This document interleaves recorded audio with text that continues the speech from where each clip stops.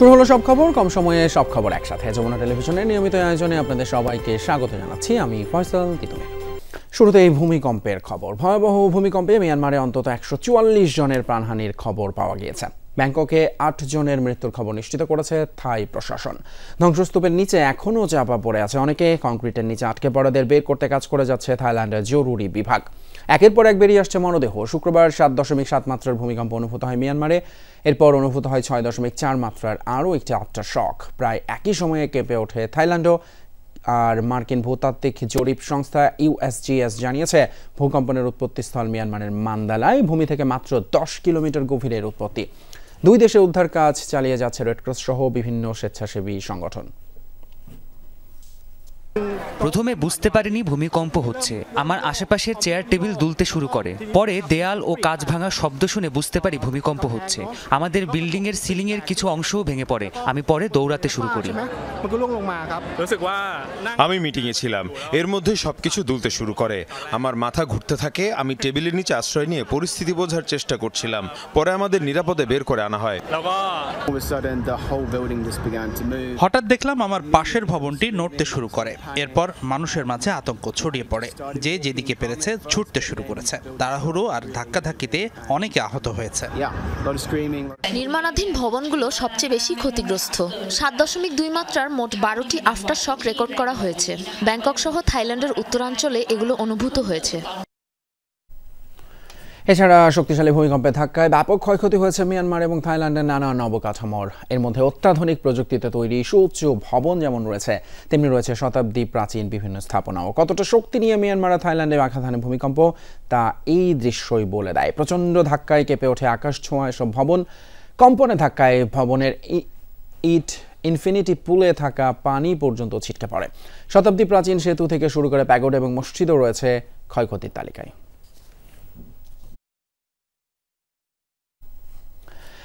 এবার এই যাত্রার খবর। ঈদ উল ফিতরের টানা 9 দিনের ছুটি। ধাপে ধাপে ছুটি হয়েছে গার্মেন্টস এবং শিল্প কারখানা। স্বজনদের সাথে ছুটি কাটাতে ঘরমুখী মানুষের ঢল মহাসড়কে।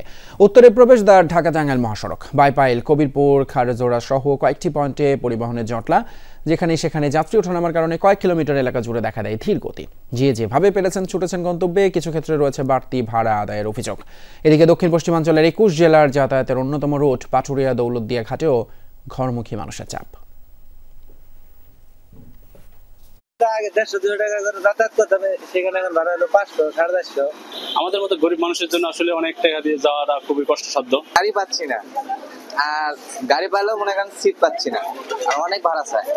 আগের যে ভাড়া নির্ধারিত যে ভাড়াটা ছিল তার থেকে কিছুটা বেশি নিচ্ছে। এই কারণেই যে আমাদের ওই দিক থেকে গাড়িগুলো খালি আসতে হয়। এদিকে rail station, bus counter, launch টার্মিনালগুলোয় ঘরমুখী মানুষের ভিড় বাড়লেও কোথাও অস্বাভাবিক চাপ দেখা যায়নি। স্বজনদের সঙ্গে আনন্দ ভাগাভাগি করতে বাড়ির পথে স্বস্তির ঈদ যাত্রা এবার। পদ্মা সেতুর কারণে দক্ষিণাঞ্চলে সড়ক যোগাযোগ উন্নত হলেও লঞ্চ এখনও আকর্ষণীয় বাহন। তাই ঈদে ঘরমুখী মানুষের ভিড় ছিল সদরঘাট টার্মিনালে। অতিরিক্ত যাত্রী পরিবহনে কর্তৃপক্ষের নিষেধাজ্ঞা থাকলেও নিয়ম মানেনি অনেক লঞ্চ। অভিযোগ আছে বাড়তি ভাড়া নিয়েও। যাত্রা নির্বিঘ্ন করতে নেওয়া হয়েছে কয়েক স্তরের নিরাপত্তা।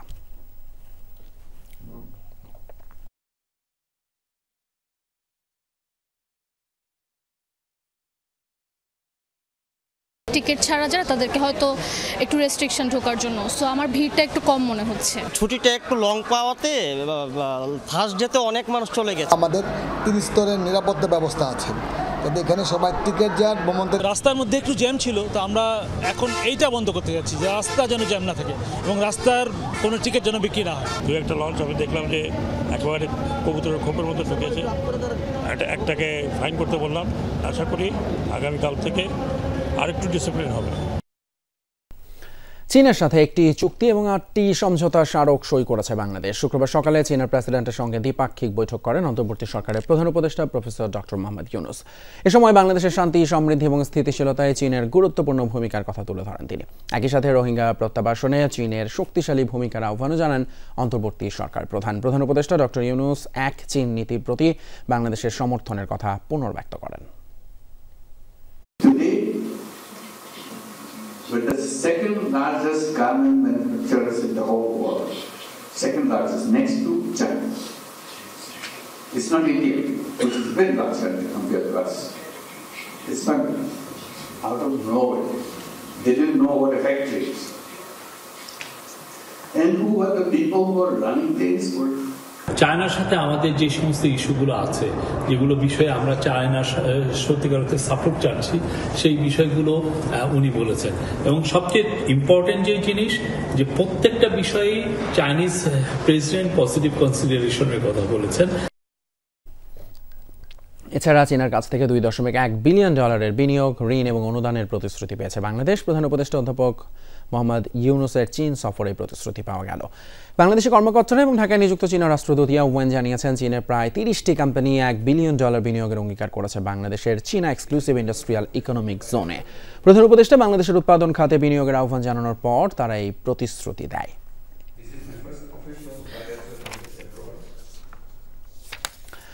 জিরো ওয়েস্ট আন্দোলনে গুরুত্বপূর্ণ অবদান এবং প্রচেষ্টার জন্য অন্তর্বর্তী সরকারের প্রধান উপদেষ্টা ডক্টর মোহাম্মদ ইউনুসের প্রশংসা করেছেন তুরস্কের ফার্স্ট লেডি এমিন এরদোয়ান। শুক্রবার জাতিসংঘের সাধারণ পরিষদে আন্তর্জাতিক জিরো ওয়েস্ট দিবসের উচ্চ পর্যায়ের অনুষ্ঠানে প্রধান উপদেষ্টা ডক্টর মোহাম্মদ ইউনুসের প্রতি এই আন্তরিক প্রশংসা করেন তুরস্কের ফার্স্ট লেডি। ফ্যাশন এবং টেক্সটাইল বর্জ্য মোকাবেলার উপর ভিত্তি করে অনুষ্ঠানের মূল প্রবন্ধ উপস্থাপন করেন ফার্স্ট লেডি এরদোয়ান।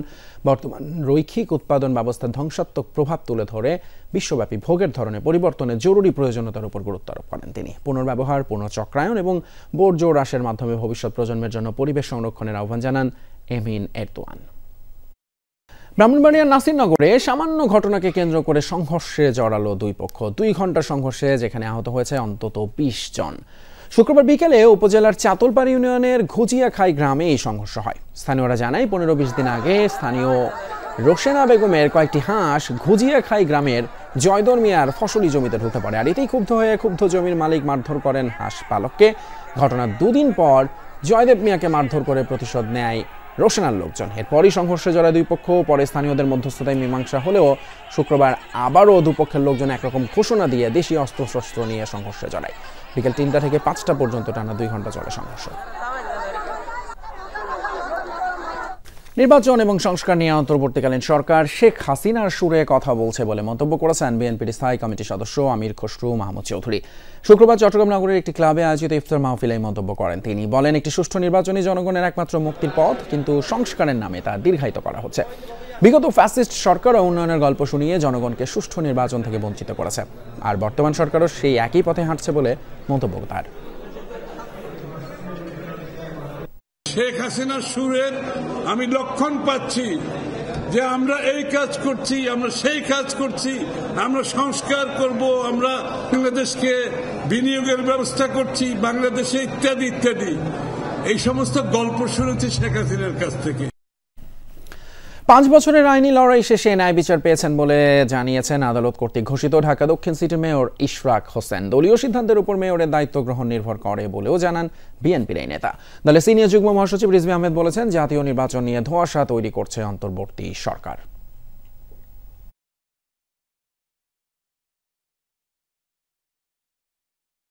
এই রায়টি হওয়ার কথা ছিল আরও 4.5-5 বছর আগে, 180 দিনের মধ্যে, কিন্তু স্বৈরাচারী শেখ হাসিনার আমলে এই রায়টি আমাকে দেওয়া হয় নাই। আমি কিন্তু হারি নাই, আমাকে হারিয়ে দেওয়া হয়েছে। অতএব সেটা কাগজে কলমে প্রতিষ্ঠা পাক, সেটাই আমাদের লক্ষ্য ছিল। যে নির্বাচন নিয়ে বিভিন্ন ধোঁয়াশা তৈরি করা হচ্ছে, ডিসেম্বর না জুন না মার্চ, এক এক সময় এক একটা কথা বলা, এইটা তো আমাদের মানে শেখ হাসিনার কিছু কথাবার্তার সাথে মানে এটার মানে মিল পাওয়া যায়। জনগণের কাছে স্পষ্ট সুনির্দিষ্ট তারিখ দিয়ে বা মাসের কথা বলে তারা একটা নির্বাচনী প্রক্রিয়া আপনার তৈরি করবে। বাংলাদেশকে মেরামত করতে হলে অবশ্যই 24-এর জুলাই বিপ্লবের গণহত্যাকারী আওয়ামী লীগের নেতাকর্মীদের ব্যক্তি এবং দল হিসেবে বিচারের মুখোমুখি করতে হবে, এমন মন্তব্য করেছেন জাতীয় নাগরিক পার্টি এনসিপির সদস্য সচিব আখতার হোসেন। শুক্রবার সন্ধ্যায় রংপুর জেলা পরিষদ কমিউনিটি সেন্টারে এনসিপি আয়োজিত ইফতার মাহফিলে যোগ দেন তিনি। বলেন, সামনে যে নির্বাচন হবে সেটি হতে হবে গণপরিষদ নির্বাচন, আর তাতে নির্বাচিত প্রতিনিধিরা নতুন সংবিধান উপহার দেবেন এবং তারাই সংসদ সদস্যের দায়িত্ব পালন করবেন। গণপরিষদ নির্বাচন এবং জাতীয় সংসদ নির্বাচনকে এক করে দেখার অবকাশ নেই বলেও জানান তিনি। বলেন, বাংলাদেশ যে সংবিধানে চলছে সেই সংবিধান দেশের মানুষের আকাঙ্ক্ষা ধারণ করে না, তাই নতুন সংবিধান প্রণয়ন করতে হবে। যদি গণহত্যার বিচার করা না হয় তাহলে সময়ে সময়ে স্বৈরাচার ফ্যাসিবাদী যারা আছে ভবিষ্যতেও তারা বাংলাদেশের রাষ্ট্র ক্ষমতাকে দখল করে এদেশের বুকে আরেকবার তারা গণহত্যা, খুন, খারাপি, রাহাজানি চাপিয়ে দেওয়ার মতো সুযোগ তারা পেয়ে যাবে। হবিগঞ্জে চুরির অপবাদে এতিমখানার এক শিশুকে খুঁটিতে বেঁধে বেধড়ক মারধরের অভিযোগ উঠেছে। স্থানীয়রা জানিয়েছে, শুক্রবার সকালে শহরের রাজনগর এলাকায় ইসলামিয়া এতিমখানার ৫ম শ্রেণীর শিক্ষার্থী নাইম হাসান সহ কয়েকজন পাশের নির্মাণাধীন একটি ভবনের ছাদে ঘুড়ি ওড়াতে যায়। আর সেখানে প্যান্টের একটি বেল্ট পরে থাকতে দেখে উঠাতে যায় নাইম। আর এই সময় ভবনের এক নির্মাণ শ্রমিক তাকে আটক করে চুরির অপবাদ দেয়। পরে শিশুটিকে খুঁটিতে বেঁধে ঘণ্টা ৩-১ মতো মারধর করে ওই ভবন মালিক এবং এতিমখানার পরিচালনা কমিটির সদস্য নুরুল হক ও জসিম নামের দুই ব্যক্তি। বিষয়টি জানাজানি হলে স্থানীয়রা নুরুল হককে ঘেরাও করে। পরে পুলিশ ওই ব্যক্তিকে হেফাজতে নেয়। বেটা জিনিস চুরি হয়ে লাইছে, তারপরে আমার দরসা খামলা ইতা দইরা বাঁধছে। বাঁধার পরে জসিমউদ্দিন ভাই সাই আমারে স্টাম্প দিয়া কাট দেওয়া মারছে। এই ছেলেটা তো আগে আমার হইতো যে এতিমখানা ছেলে, আমরা তো এর মারি না, বান্ধি না, কিচ্ছু করি না। এবার আমি গেছি পরে সারি দিচ্ছি, আমরা নওয়াজে গেছি, নওয়াজে পরে দেওয়া যায় ওই মার্কেটে। শেষ সময়ে জমজমাট ঈদ বাজার। দক্ষিণ এশিয়ার বৃহত্তম শপিং মল যমুনা ফিউচার পার্কও ক্রেতাদের ভিড়ে সরগরম। ক্রেতাদের জন্য রুচিশীল এবং আধুনিক সব পণ্য রয়েছে যমুনা ফিউচার পার্কের সব আউটলেটেই। পরিবার পরিজন নিয়ে স্বাচ্ছন্দ্যেই ক্রেতারা করছেন ঈদের কেনাকাটা। এক ছাদের নিচে সব পণ্য পেয়ে খুশি তারা। ব্যবসায়ীরাও বলছেন শেষ সময়ে জমে উঠেছে তাদের বেচাকেনা। আমার কাছে পাকিস্তানি কাপড়টা অনেক কমফোর্টেবল লেগেছে, কটন যেটা অনেক মানে কমফোর্টেবলি ওয়ার করা যায় ওগুলো। ফ্যামিলির জন্য সবার জন্য কেনা শেষ, এখন নিজের জন্য দেখছি একটা কিনতে পারি কিনা। নিজের জন্য প্যান্ট নিলাম, বাবার জন্য পাঞ্জাবি নেব, আর নিজের জন্য জুতা নেব। আজকে কিনবো হচ্ছে জুতা আর জামা। দেশের বিভিন্ন জেলায় ঈদ উপহার বিতরণ এবং ইফতার মাহফিল অনুষ্ঠিত হয়েছে। গাজীপুরে দুস্থদের মাঝে ঈদ বস্ত্র বিতরণ করেন মহানগর বিএনপি সভাপতি শওকত হোসেন সরকার। প্রায় ৮,০০০ অসহায় মানুষকে উপহার দেন তিনি। বলেন, তারেক রহমানের নির্দেশে সবার সাথে ঈদ আনন্দ ভাগাভাগি করে নেবে বিএনপি। এছাড়া গাজীপুরের ভোগড়া বাইপাস এলাকার একটি পোশাক কারখানায় শ্রমিকদের মাঝে ঈদ উপহার বিতরণ করা হয়েছে। কারখানাটির শেষ কর্মদিবসে শ্রমিকদের সন্তানদের হাতে উপহার সামগ্রী তুলে দেন কারখানার ব্যবস্থাপনা পরিচালক মাকসুদা চৌধুরী মিশা এবং বিজিএমই এর সদস্য সালাউদ্দিন চৌধুরী।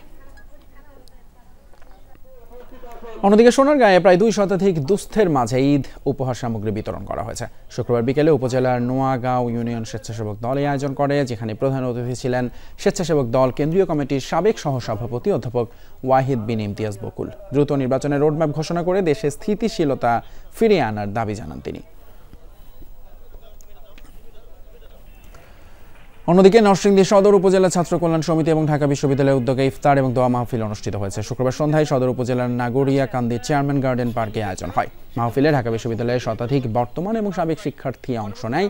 পরে নরসিংদী সদর উপজেলা ছাত্র কল্যাণ সমিতির 7 সদস্যের 1 বছর মেয়াদী কমিটি ঘোষণা করা হয়। কুষ্টিয়াতে ছাত্র দলের উদ্যোগে ইফতার মাহফিল এবং কোরআন তেলাওয়াত প্রতিযোগিতা অনুষ্ঠিত হলো। শুক্রবার বিকেলে কুষ্টিয়ার মিরপুর উপজেলার তালবাড়িয়া ইউনিয়ন ছাত্র দলে আয়োজন করে। এ সময় নওদা গোবিন্দপুর বাজারে মাদ্রাসার এতিম শিশুদের পবিত্র কোরআন তেলাওয়াত প্রতিযোগিতা হয়। পরে কোরআন বিতরণ, দুস্থদের ঈদ সামগ্রী প্রদান এবং ইফতারের আয়োজন করা হয়।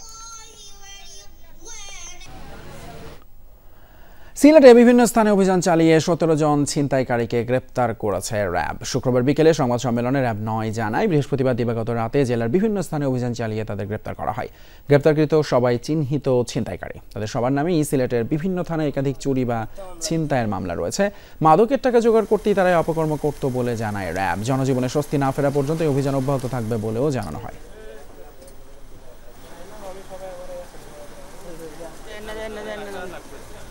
ছিনতাইকারী চক্রের সদস্যদের গ্রেপ্তারের মাধ্যমে আইনের আওতায় আনতে র্যাব 9 সিলেট তার নিজস্ব দায়িত্বপূর্ণ এলাকায় গোয়েন্দা নজরদারি বৃদ্ধি করে এবং শহরের বিভিন্ন এলাকায় ছিনতাইয়ের সাথে জড়িত সংঘবদ্ধ চক্রকে ধরতে সক্ষম হয়। ঠাকুরগাঁয়ে হত দরিদ্রদের জন্য বরাদ্দকৃত সরকারি চাল চুরির অভিযোগ স্বেচ্ছাসেবক দলের এক নেতার বিরুদ্ধে এবং তাকে আটক করে গণধোলাই দিয়ে পুলিশে হস্তান্তর করেছে স্থানীয়রা। বৃহস্পতিবার দিবাগত রাতে সদর উপজেলা বেগুনবাড়ি ইউনিয়নে এই ঘটনা। পুলিশ জানায় চালের গাড়ি সহ আটক আমিনুল ইসলাম বেগুনবাড়ি ইউনিয়ন স্বেচ্ছাসেবক দলের আহ্বায়ক।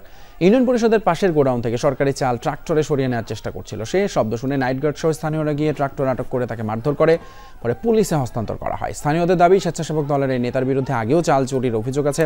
এদিকে আটক আমিনুল ইসলাম জানায় চাল চুরির সাথে 9 নম্বর ওয়ার্ড বিএনপির সভাপতি ওয়াদুদ হাসান, সাধারণ সম্পাদক নুরুল আমিন, কৃষক দলের সাংগঠনিক সম্পাদক কামাল এবং স্থানীয় বাসিন্দা সুলতান জড়িত ছিল।